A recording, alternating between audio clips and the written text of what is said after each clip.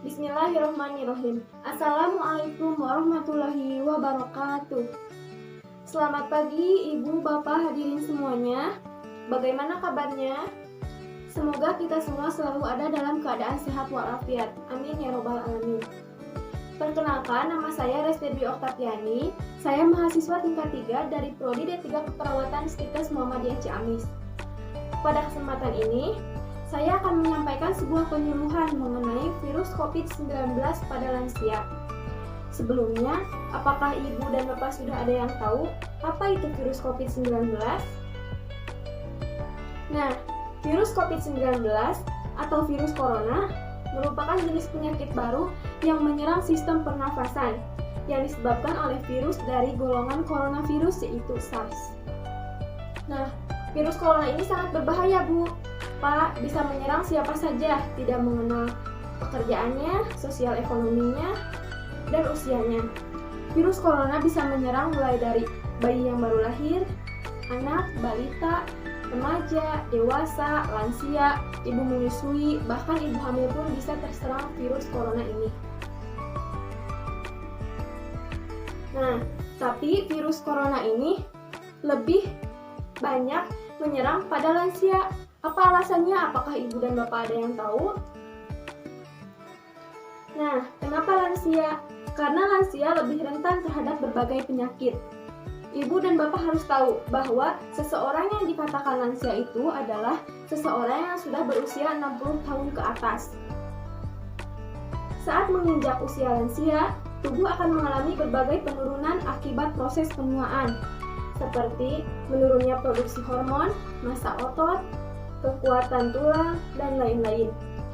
Jadi, pada usia lansia, sistem imun kita menurun, sehingga banyak penyakit yang gampang untuk masuk ke dalam tubuh kita.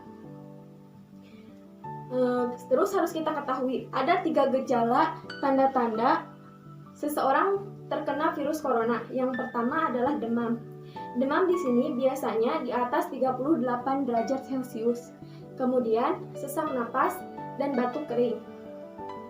Nah, apabila Ibu dan Bapak di sini tiba-tiba merasakan gejala-gejala tersebut, sebaiknya Ibu dan Bapak segera periksakan ke dokter atau ke puskesmas terdekat untuk memeriksakannya.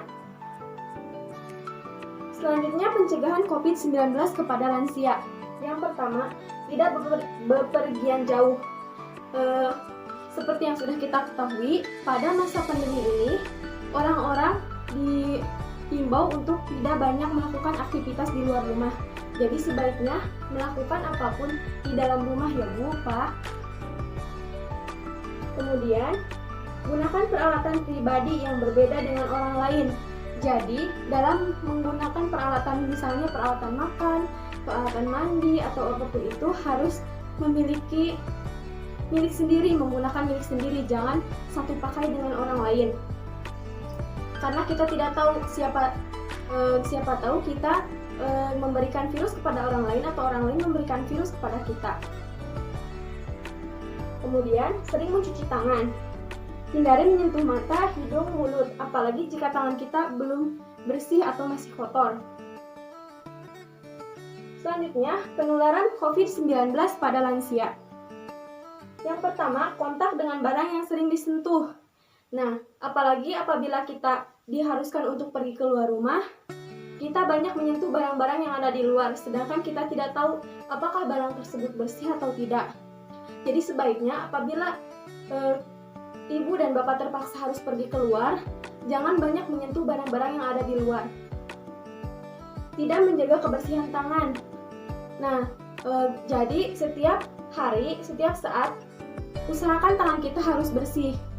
Harus mencuci tangan dengan baik dan benar.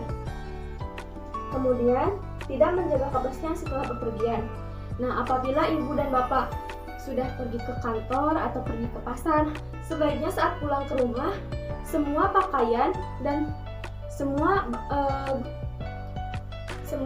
pakaian dan semua peralatan yang kita bawa keluar, sebaiknya kita langsung cuci, langsung mandi. Ibu, Bapak semua membersihkan diri semuanya, supaya semua kotoran-kotoran yang kita bawa dari luar tidak menyebar ke rumah-rumah kita, ke anggota keluarga yang lain yang ada di rumah kita. lalu terjadi interaksi dengan banyak orang. Nah, tadi kan sudah diketahui, lebih baik diam di rumah atau meminimalisir banyaknya pergi keluar. Jadi sebaiknya diam di rumah saja jika itu tidak terlalu penting. Lalu penanganan COVID-19 pada lansia. Ada 3 cara, yaitu 3M. Yang pertama, memakai masker dengan benar.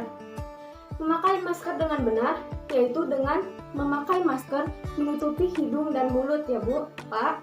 Tidak hanya menutupi mulut saja seperti ini. Nah, karena jika seperti itu tidak akan bermanfaat apa-apa dan hanya akan sia-sia karena virus corona ini kan berada di udara.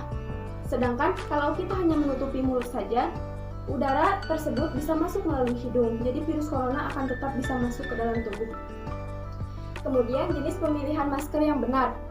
Nah, ada 3 jenis masker nih Bu, Pak. Yang pertama masker medis, masker scuba, dan masker kain. Masker yang masker yang bagus digunakan untuk mencegah virus corona yaitu masker kain dan masker medis seperti yang saya gunakan saat ini.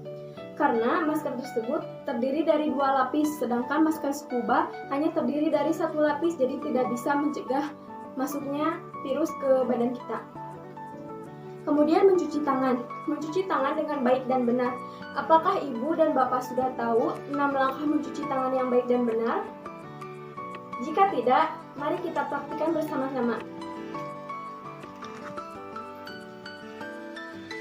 Yang pertama, telapak tangan secara bergantian kanan dan kiri. Kemudian punggung tangan, sela-sela jari tangan, lalu dikunci. Selanjutnya ibu jari, lalu kuku. Nah, membersihkan tangan ini atau mencuci tangan ini harus menggunakan air yang mengalir atau air bersih dan memakai sabun ya Bu. Yang terakhir 3M yaitu menjaga jarak. Apabila ibu dan bapak diharuskan untuk pergi keluar rumah, apabila itu terdesak, jangan lupa memakai masker terlebih dahulu, memakai masker yang benar. Lalu saat pergi keluar pasti banyak orang di luar. Nah, kita harus menjaga jarak dengan orang lain, jangan terlalu dekat.